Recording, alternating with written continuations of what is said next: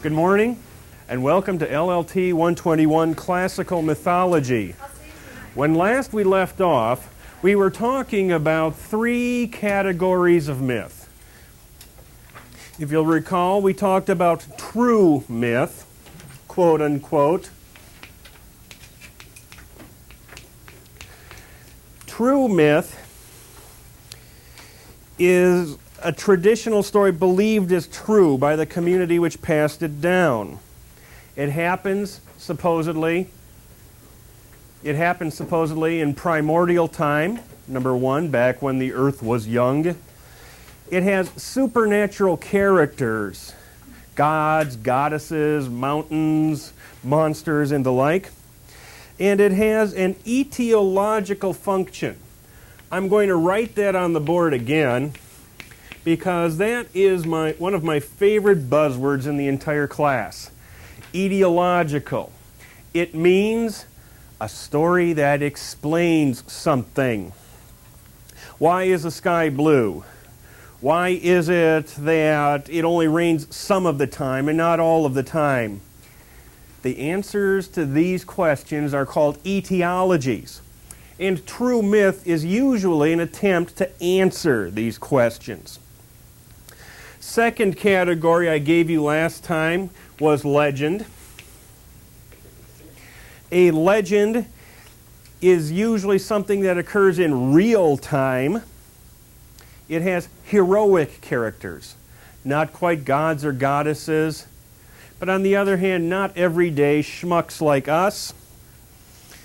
And it usually has a historical function. It's passed along so that the great deeds of old aren't forgotten.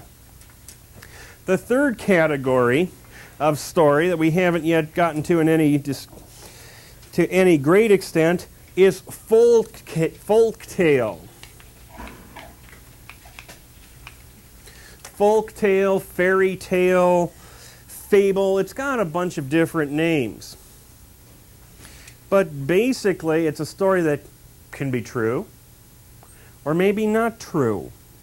It tends to happen in quote-unquote once upon a time. No time, any time in particular. It has anti-heroic characters, and I would say it has usually an educational function.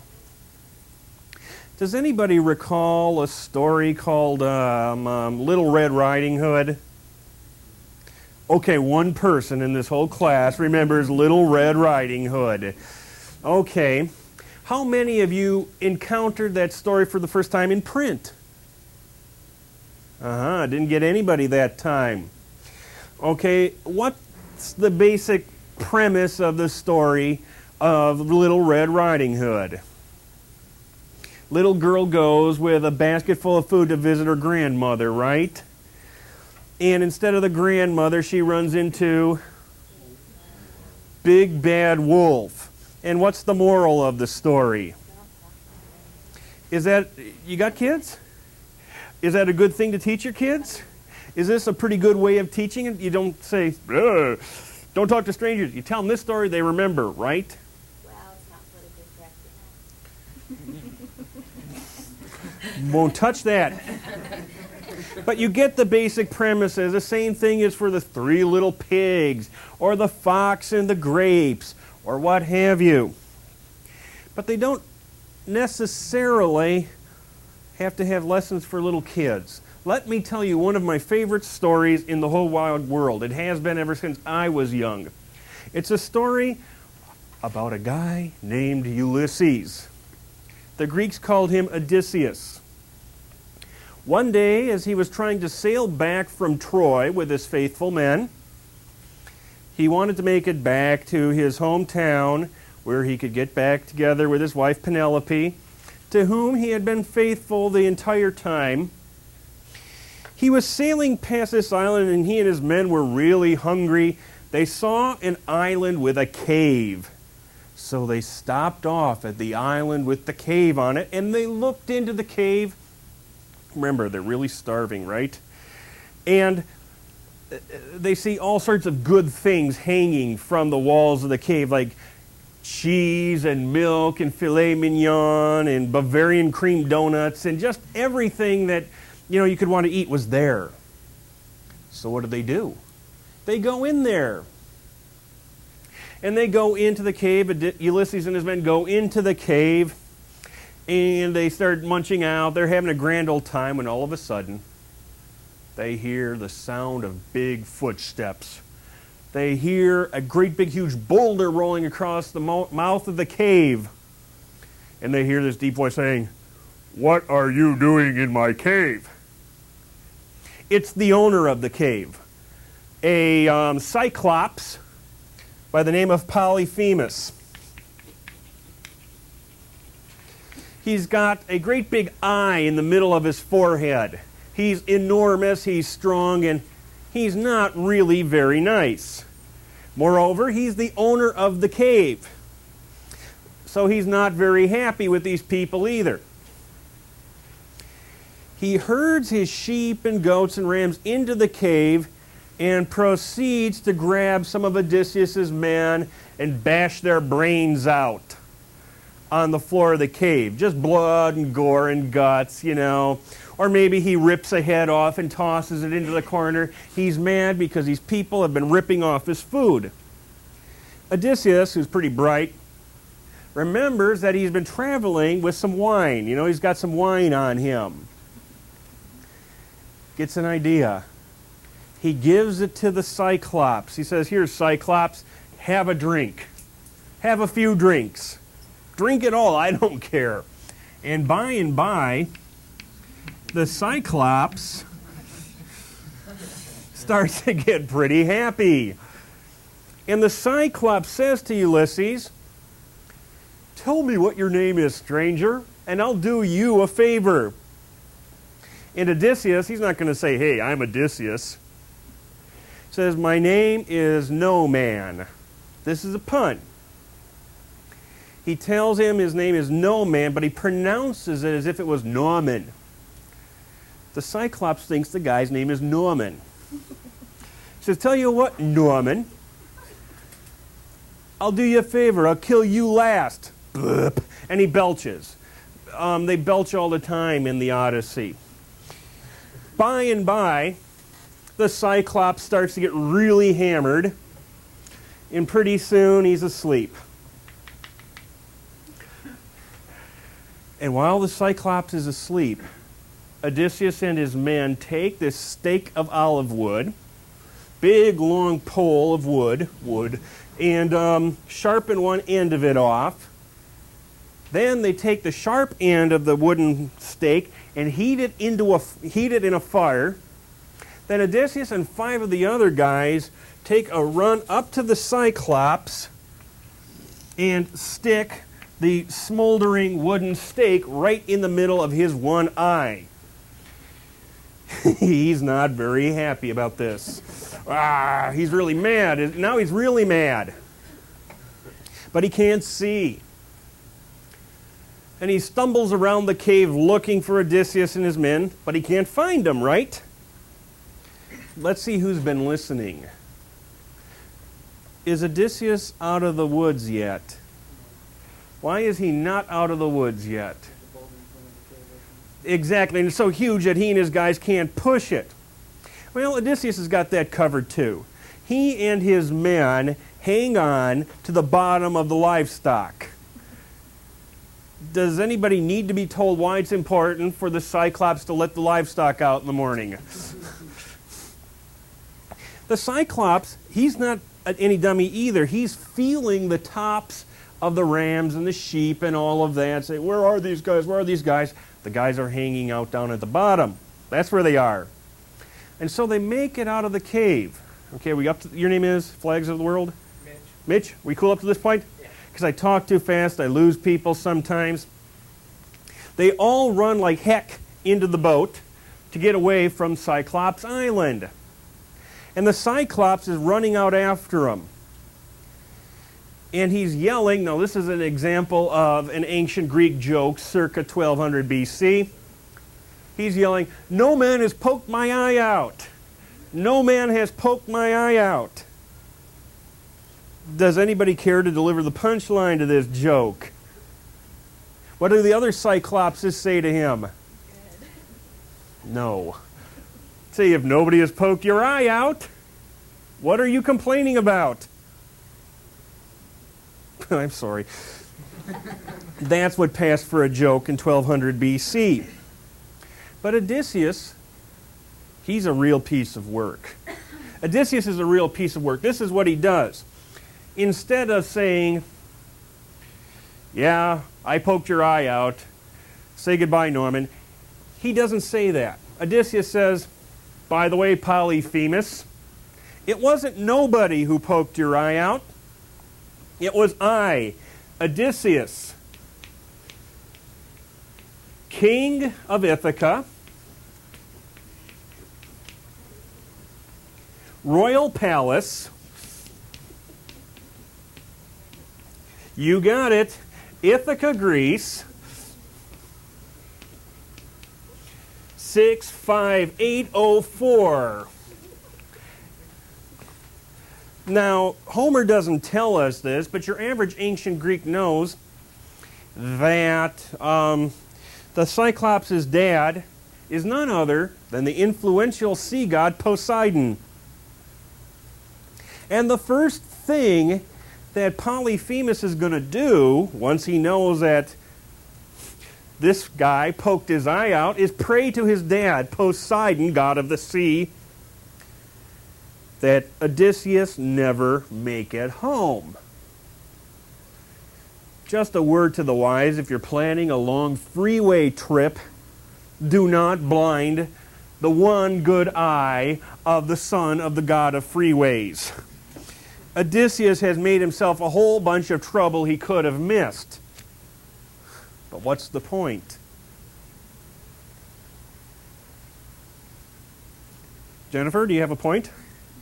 You have to stop playing with your hair. People who play with their hair in this class get called on. This is another, well, how many of, what do they call behavior like this today?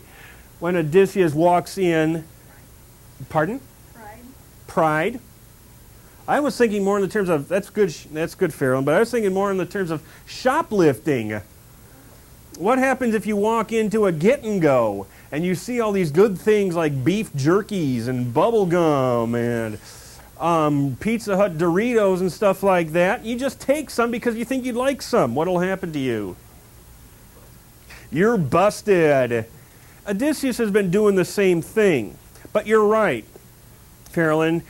If you're walking out with your stolen Doritos and you say, by the way, my name is Farrellyn, I'm a senior at SMS, nice seeing you. You are kind of asking for it.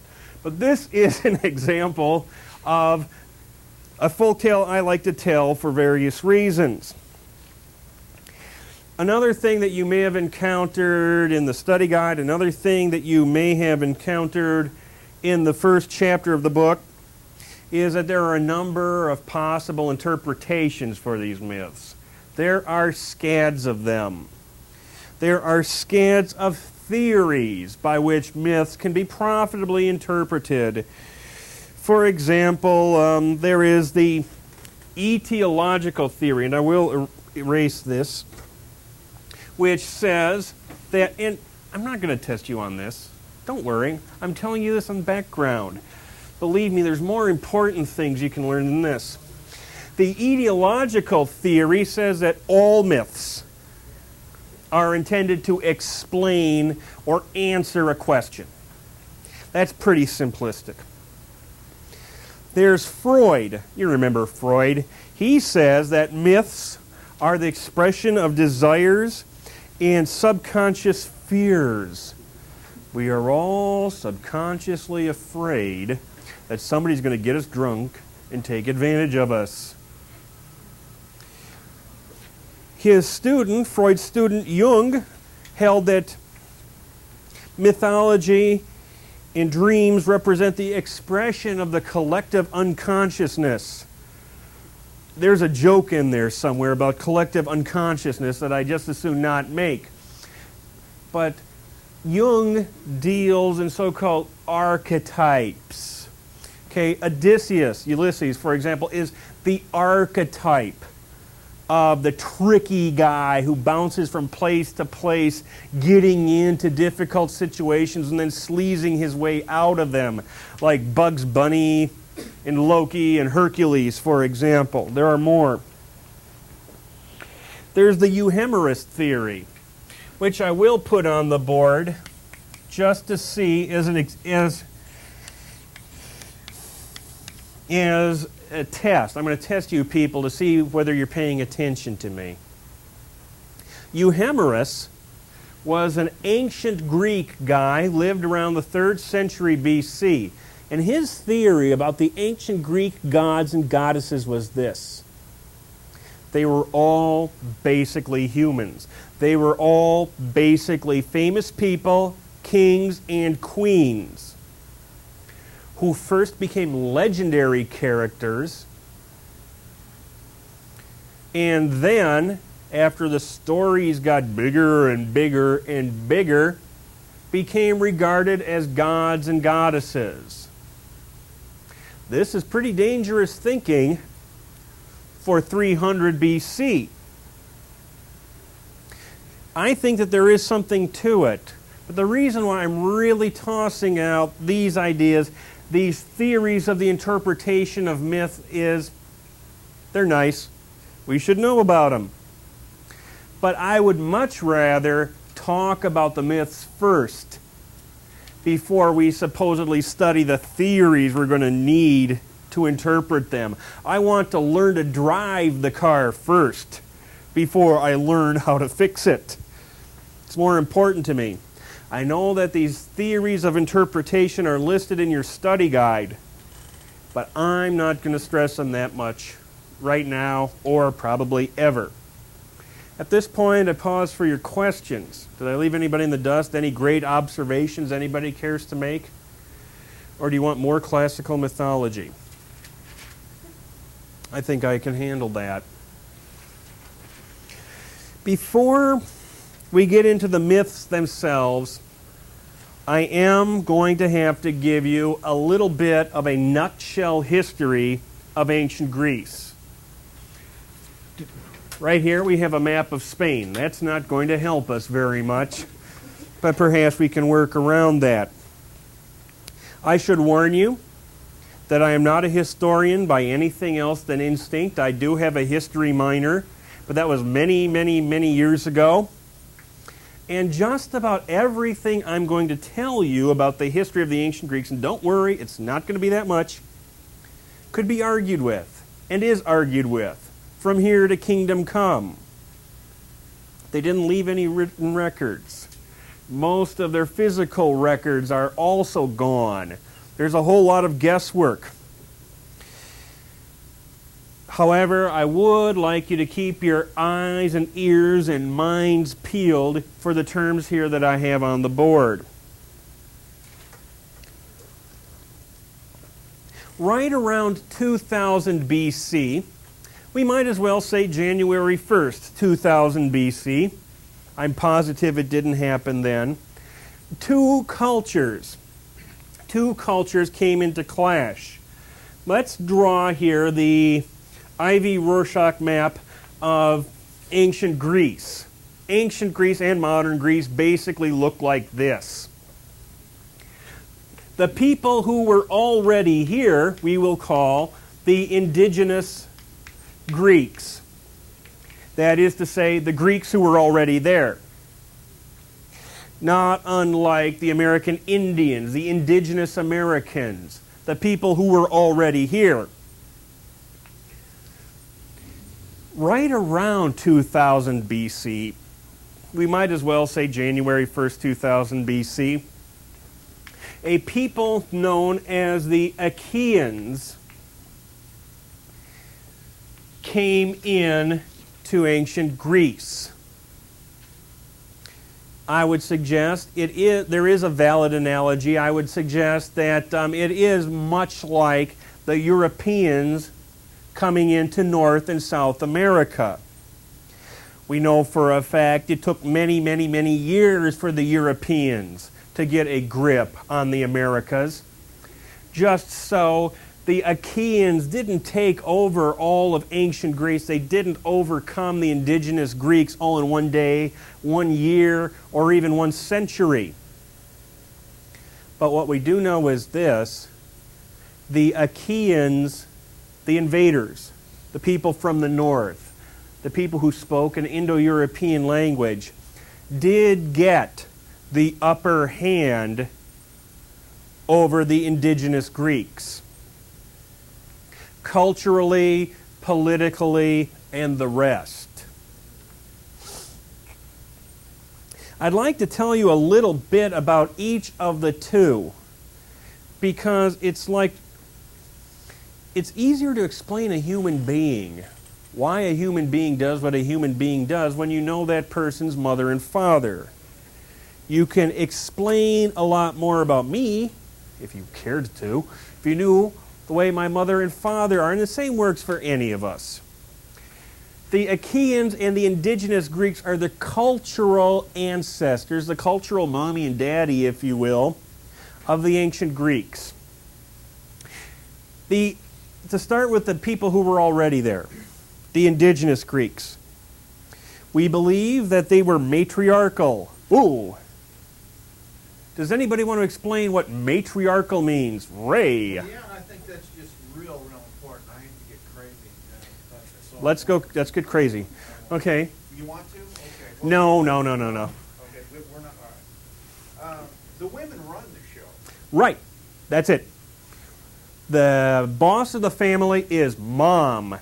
She passes her property on to her daughters.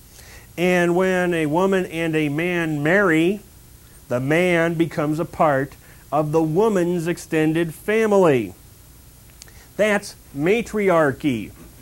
And guess what? In a matriarchal society, anybody want to guess who the supreme deity is? The great goddess. Not God, the goddess. A fertility goddess. This is point number 2. Point number 1 is we believe that they were matriarchal. We believe that they had basically one deity, the Mother Earth goddess, who is always very generously proportioned, who is always got long flowing hair and wide hips, because you can't very well have an Earth goddess who looks like one of these skinny little supermodels. And the third thing I can tell you about the indigenous ancient Greeks is they seem not to have been very warlike. They would rather be peaceful and get in touch with each other's feelings than they would fight. Well, of course, the Achaeans coming in through the trapdoor, the great Indo-European trapdoor, are patriarchal. Dad is the boss. Dad passes property down to his sons. A woman joins her husband's extended family when she marries. The Achaeans are very warlike. They like to fight. It's good. And thirdly, the Achaeans bring with them a whole group, a whole pantheon. I'll write the word pantheon up on the board. Pantheon just means group of gods. A whole pantheon, a whole group, a whole busload of anthropomorphic gods and goddesses. Remember, the indigenous Greeks seem to have one goddess. She always has long hair, always very generously proportioned. Whereas the Achaeans, the invaders, come in with their warlike society, their patriarchal society, and all sorts of gods and goddesses who are anthropomorphic.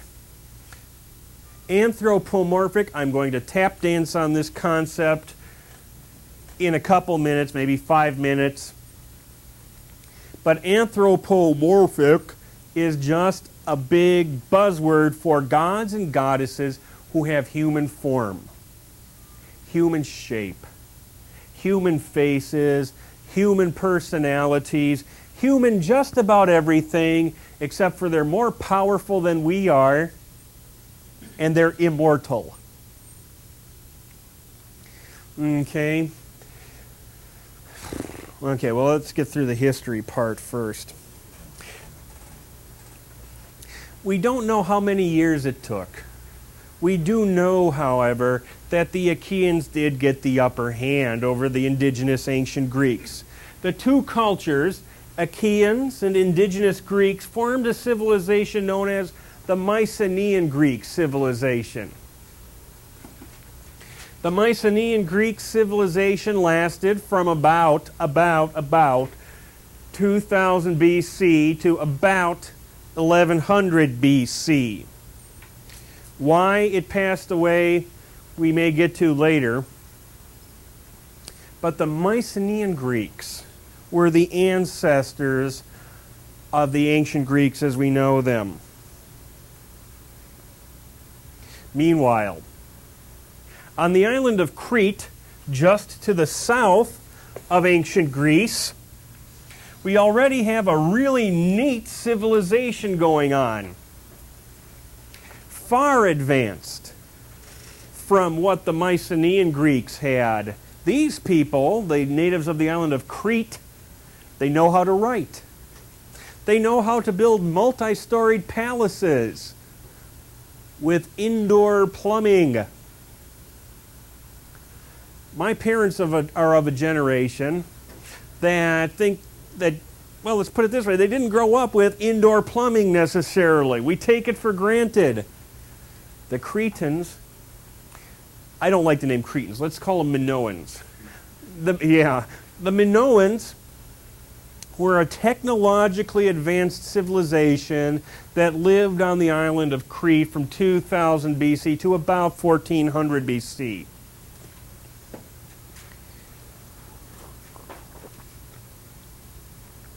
The Cretans, the Minoans, if you will, that's a better name for them, were placed in a location, I wish I had a map, I will have a map next time, that puts them at the hub of the Western Mediterranean world. Eastern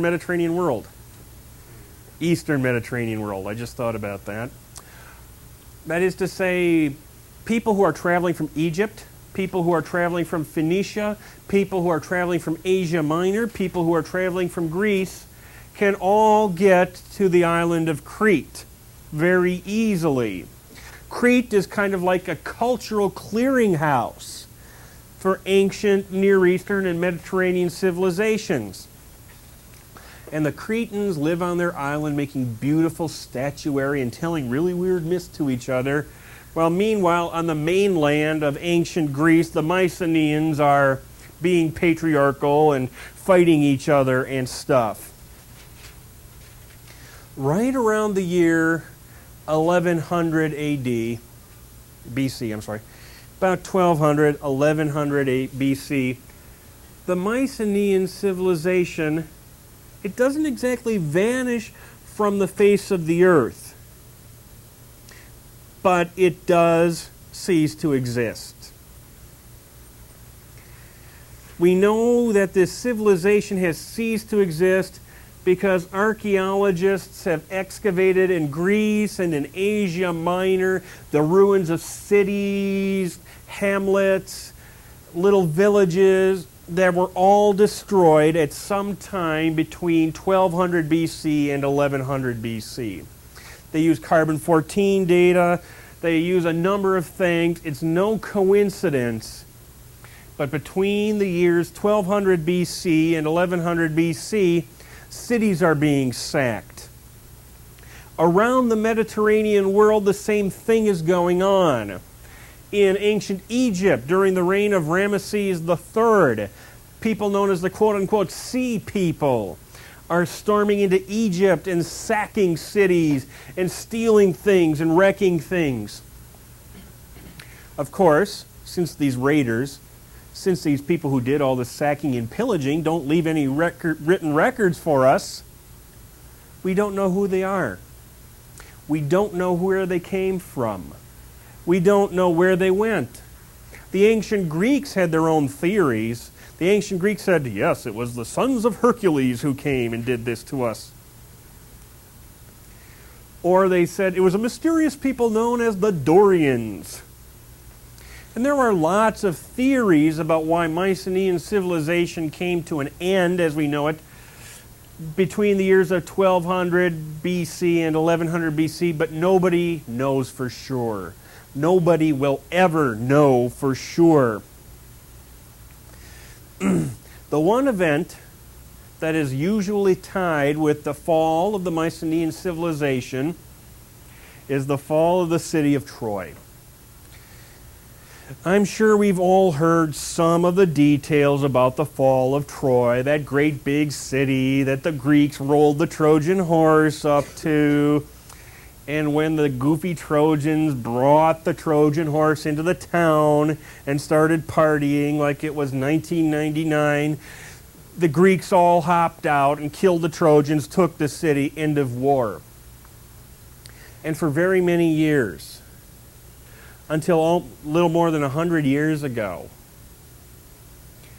people believed that the Trojan War was myth in the worst possible sense. Just a bunch of goofy, bogus stories made up by ancient Greeks sitting around a campfire. Until this fellow by the name of Heinrich Schliemann. Well, he probably thinks Jennifer was a pretty silly name, too. Fellow who was a self-made millionaire, retired at age 40, and decided he was going to devote his career, the rest of his life, and his considerable fortune to proving that the Trojan War actually happened.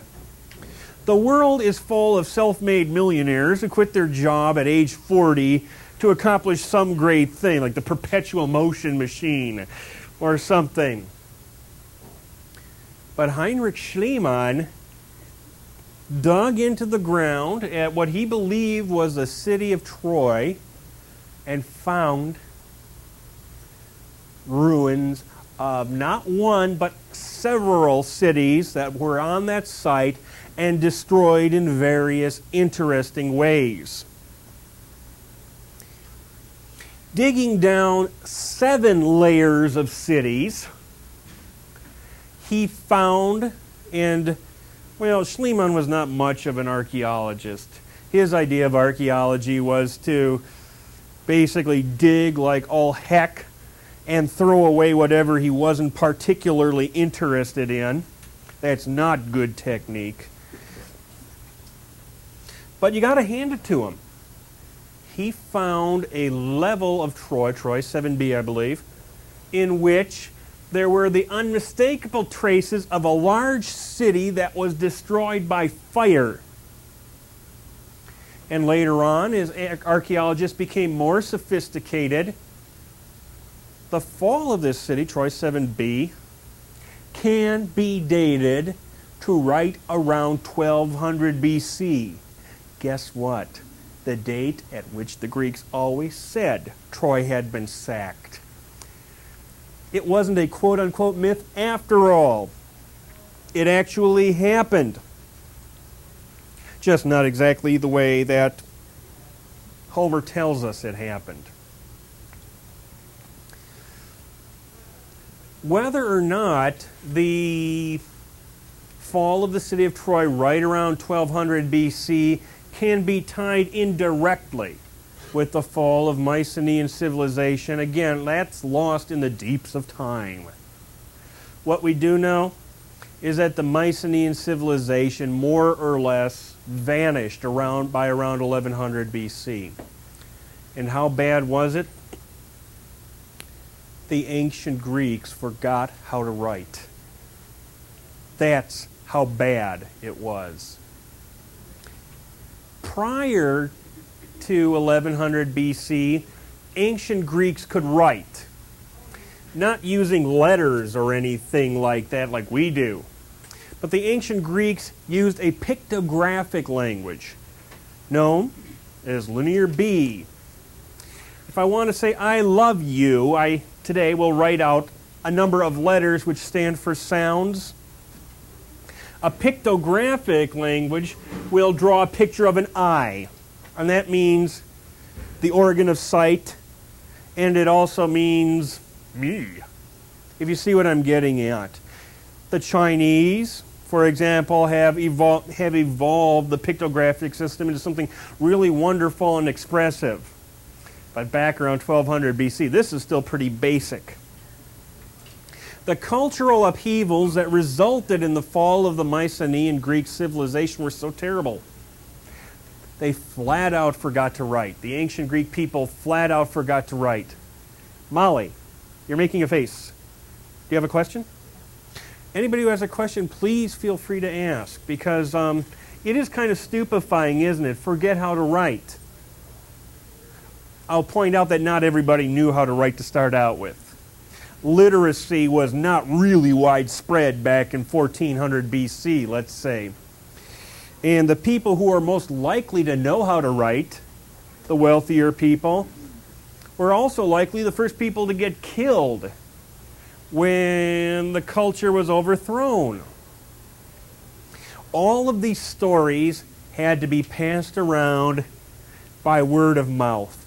They were myths in the strictest sense. Almost 100% of the stories we're going to be talking about this semester date to a time before the Mycenaean Age ended. Some of these stories are so old you can't help but believe they were brought in, imported into ancient Greece along with the Achaeans themselves.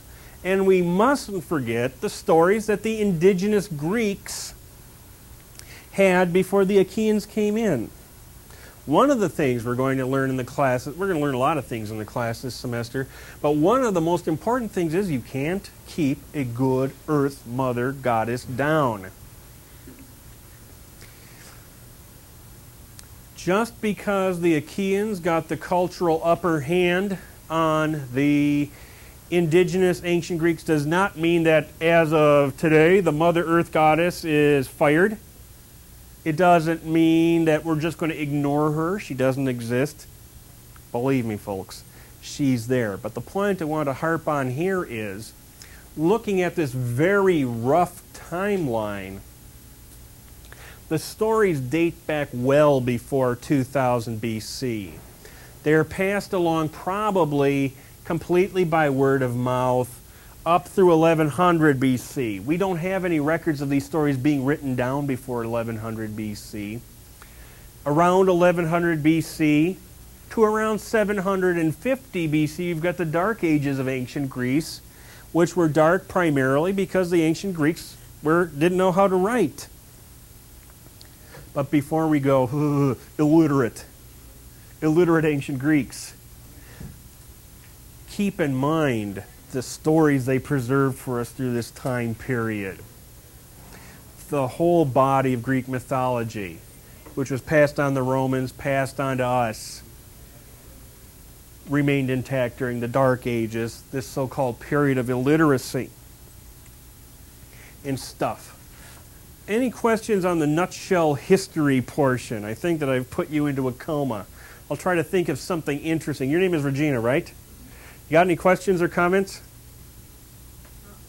Not right now, but when you have some, these people need to have somebody else besides me talking.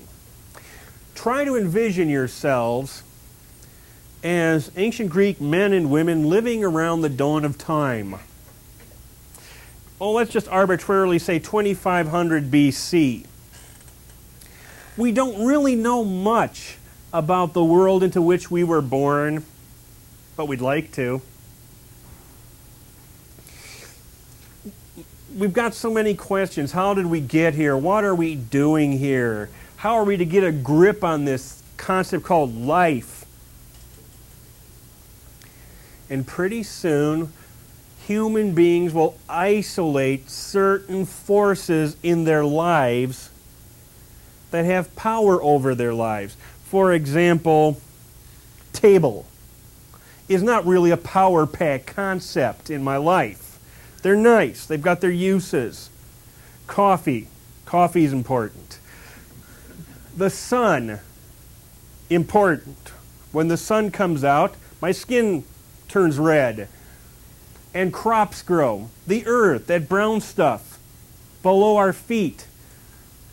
Everything we eat comes out of there, just about. How did the animals get here? Yada-da, yada-da, yada-da. And the ancient Greeks are just like just about every other ancient civilization we know anything about. They try to conceptualize these forces. They try to understand the sun, the moon, the stars, the earth, the rivers, the mountains, the trees, the what have you, by saying they're gods. They are gods and goddesses. This belief that the forces of nature, like the wind, the sun, and the moon, are gods and goddesses, is known as animism. Animism, A-N-I-M-I-S-M,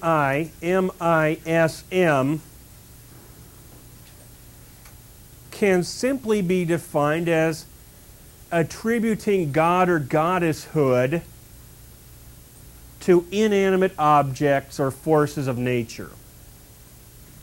It's pretty easy to do. If I could offer you a little example,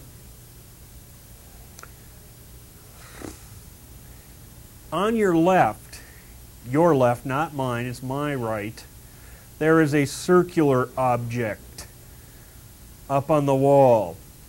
It's an object of great veneration. I know this because I have seen many of you looking at it. There must be some very powerful force going on there. I've been told that when the two hands come together at the mysterious symbol 1-0, whatever that stands for, you will all get to leave. I've been told this by previous classes. This thing up on the wall is obviously a very powerful force in your life, isn't it? Your name is? Erica. It is pretty powerful, right? Have you been looking at it? Yeah, right. Okay.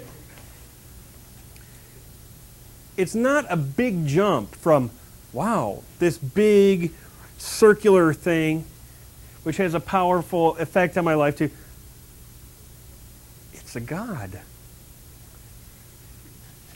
Do you see the jump I've made? This is the first tenet of animism.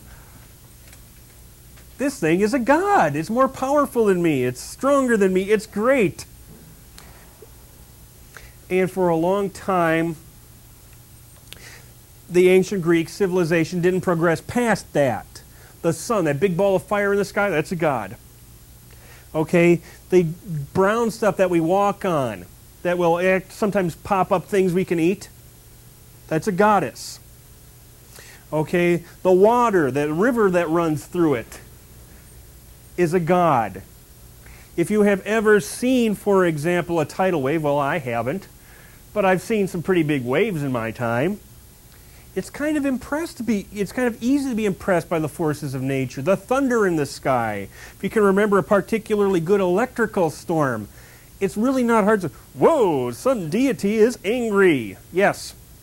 I'm not trying to open a politically incorrect can of worms, but is there any sort of method by which they attributed some things as gods and some things as goddesses? No, that is not politically incorrect, or if it is, you meant it to be.